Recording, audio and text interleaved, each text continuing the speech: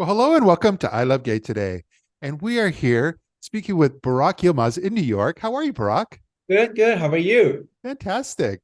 And you have just had a book release launch. It's called If My Mother Never Left. And but this it seems like it was quite an exciting launch just a few weeks ago, yes? Correct, correct. And we were just talking about it like before that. It's exciting, very exciting. Yeah. No, it's fun. In fact, you and I had an opportunity to connect in the real world even before all this, just to kind of chat and get to know each other better as far as some of the work you've done. And but yeah, tell us a little bit about it. It's quite a story you've got going on here. Well, you first of all, you all heard my fears and excitement, everything before everyone. So that was a nice moment to share that with you. And here we are, sharing another moment, and the fears are gone, and it's more visible. I see everything, Yeah. and more relaxed and enjoying the process, you know. But all this came about. Your book now that we'll talk more about, it all came about because you wrote a book back in 2002 in Turkey, The Ordinary Story of a Homosexual. And that turned your life upside down, huh?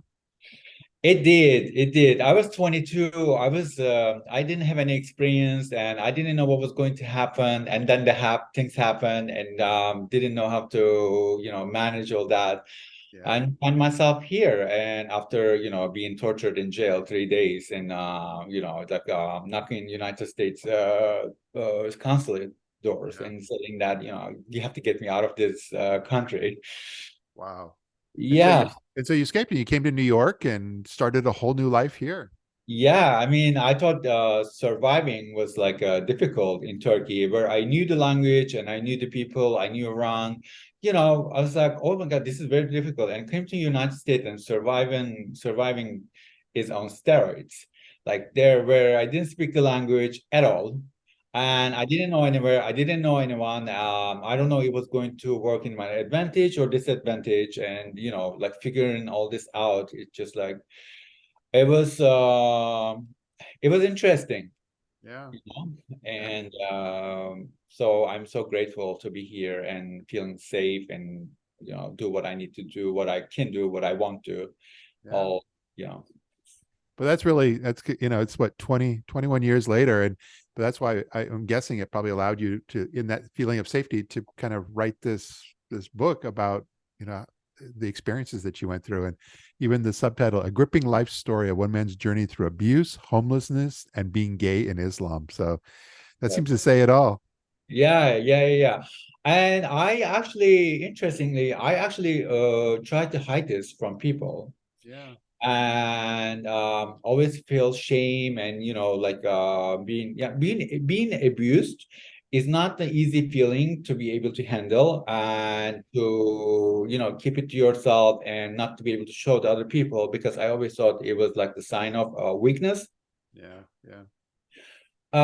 However, everybody that I met or they did and everything, they found out about my past, and it became even more difficult to explain because when you hide something, that means it's not a good thing. Yeah. Yeah. And so that I took me a long time to realize that I was not doing the right thing to Yeah. try to Yeah. hide it. And I was like, okay, here you are and just put it out there and let people see you and know what you went through and all that just like it feels relief.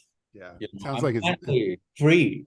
yeah, liberating, I guess, in that sense. You're Like, oh my God, I've been using this word last 2 weeks a lot. But in a different context, yeah. let's say, oh my God, I changed my hair. I feel so liberated. But no, mostly it's just you've had the pain and the torture of having to come out more than once. You come out as gay, but then you come out, you're as you're explaining, you're coming out about some of the shame you've had about your entire, the last 20 some years that you've had as well.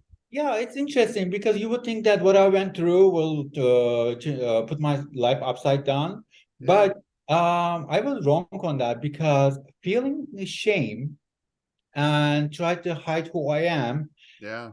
made my life more miserable. Yeah. Yeah. And just like but I didn't realize that, and I thought I was doing a good job. Yeah. Yeah. Well, now you have because I know you're out and about promoting the book, but I have a feeling that when you meet people and you're doing book signings or book readings, it's going to be very inspirational in that sense. And do you have plans? Are you taking this story out there on the road? I am, but not at the moment because I still have a job.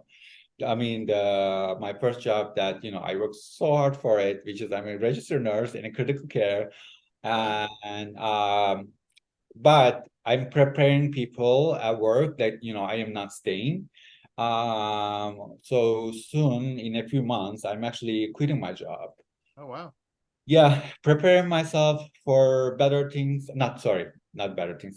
Preparing myself for bigger things, Yeah. and Yeah. like I will see how many people I can reach to, and be listen them, and share my story, listen their story, and have conversations with them.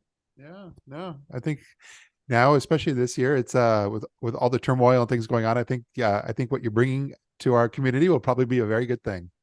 That would be, I mean, to meeting with the rest of the world, like who's in trouble, Yeah. who feels like they don't belong to certain places.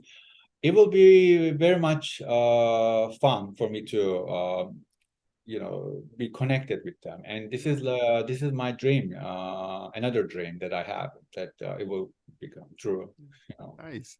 Well, I look forward to being able to see you again, whether it's when I'm in New York again or or just on one of your when you're out and about here and doing your promotions. We may I travel a lot, so we may be in the same town together. Absolutely. I mean, like we met, you're so much fun to hang out with, and I would love to.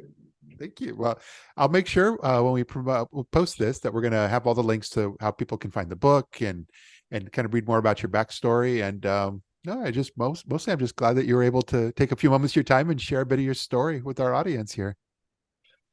Thank you. So, a little bit about me, Yeah. born in Turkey.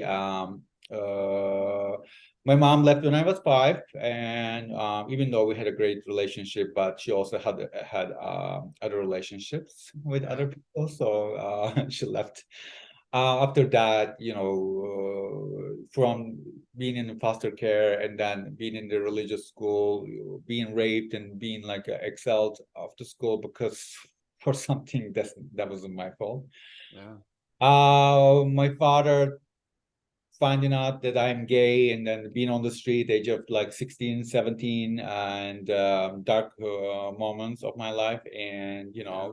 trying to survive the next day and do things that what I needed to do at the moment, which I've been judged for that so many times, and people just ferocious, and just like they will find any way to attack you, and I don't know what they like about it, how much joy they get out of it, but every time, like that's why I was like, okay, should I put this story out there? Would it be like better?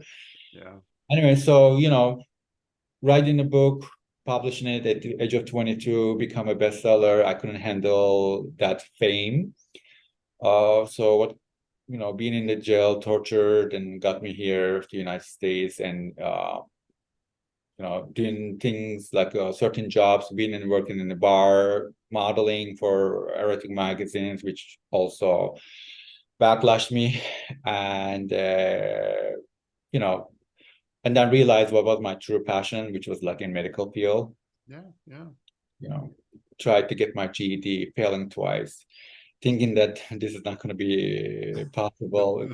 Going to a beauty school, dropping out, Oh, what a path! What a passing path! What a GED path! again. Yep.